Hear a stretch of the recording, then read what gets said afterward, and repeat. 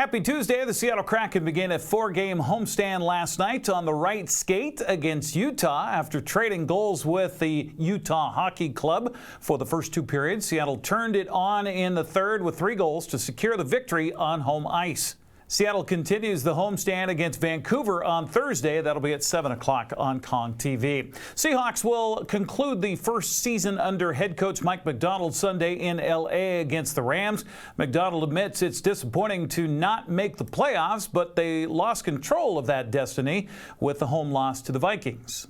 Wasn't optimum, obviously, but it's just so we talked about it's out of your control. So it's disappointing, but you got to make the best of it for the rest of the week. Right now is not the time to diagnose all that type of stuff. Right now is the time to let's go to work this week. Let's make the best of this opportunity. We got one more opportunity to keep taking the field as a team, put our best foot forward, get to 10 wins. Let's focus on that. And then, once the season's over, which, it's going to happen earlier than we want, we'll digest all that stuff and make the proper conclusions and all that type of thing. Macdonald says the focus is to finish strong and with a win against a quality opponent on Sunday. The first thing is it's an opportunity for us to go get 10 wins. And that's what's important right now. And there's a standard here of what we're trying to establish and show off our football character of what type of team we are, what type of people we are, and how we're going to play. And so, the situation has changed, but the situation really hasn't changed to a certain extent as well. We're going to play a good football team that won our division, and we want to get to 10 wins. Seahawks and Rams kick off at SoFi Stadium. That'll be at Sunday at 1:25 on Fox TV. Well, the college football playoffs begin tonight, as a matter of fact, as you get the first of 4 games in the quarterfinals. It's the All-State Sugar Bowl. Notre Dame taking on Georgia. That's on ESPN. In fact, all the games are on ESPN. Coming up tomorrow morning at 10 a.m., Chick-fil-A Peach Bowl, Texas and ASU. That's followed at 2 o'clock by the Rose Bowl presented by Prudential, Ohio State and Oregon. And then finally tomorrow night, Penn State faces Boise State in the Verbo Fiesta Bowl. That'll be at 4:30. All the games again on ESPN. The Wenatchee Wild wrap up 2024 on home ice tonight. In fact, it's already underway. Wenatchee's hosting Kelowna at the Town Toyota Center. You can hear the action with Austin Drade on 560 KPQ. Chelan and Oroville picked up wins in prep girls basketball last night. The Lady Goats edged Okanagan 54-51. Hornets topped Bridgeport 34-30. On the boys' side last night, Moses Lake beat Shadow Park 77-69. Chelan topped Okanagan 66-44, and Bridgeport beat Oroville 76-43.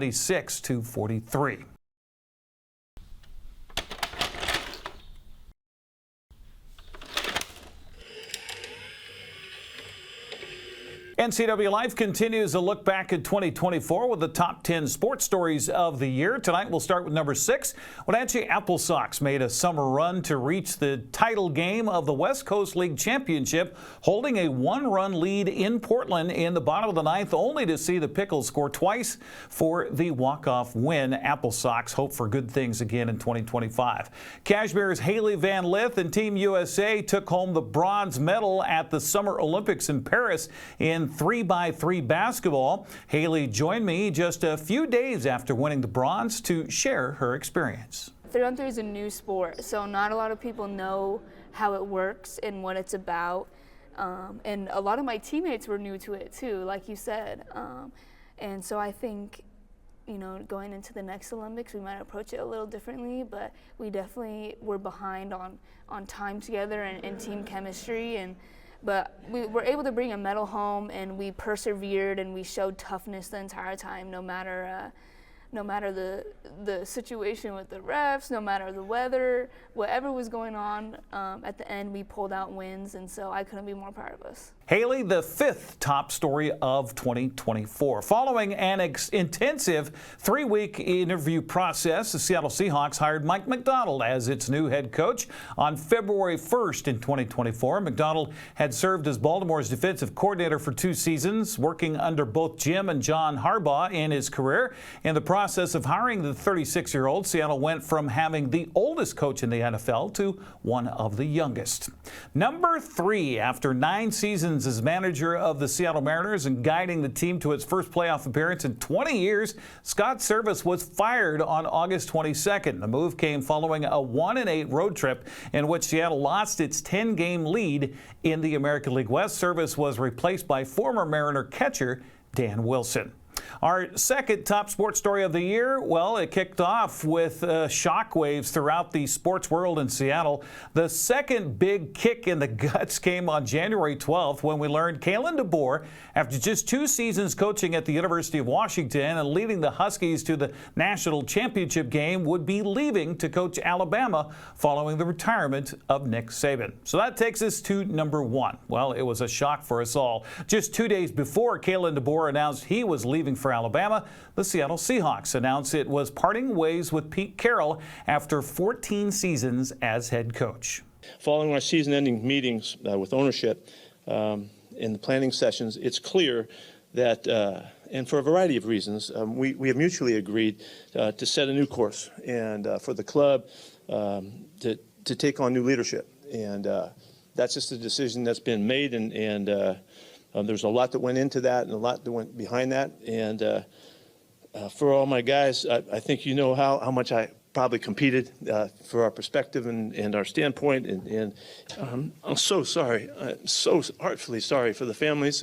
Y'all don't realize how deep this runs. You know, it's just going next coach, next staff, what's going to happen, what's the future and all that. There's people in this thing. And it breaks my heart that so many people get shocked and adjusted and surprised and all of that, and the children, and we have so many kids in this organization that we love so much and we celebrate whenever we get our chance. It breaks my heart that you know we're dealing with that, but that is what happens, and that's part of this business and part of a lot of businesses. It's not unique just to us. Under Carroll, Seattle was 137-89 of the regular season, 19-10 in the playoffs, and won the Seahawks' only Super Bowl championship in 2013. The top stories of 2024. That's a look at sports news. I'm Eric Granstrom. Have a happy new year.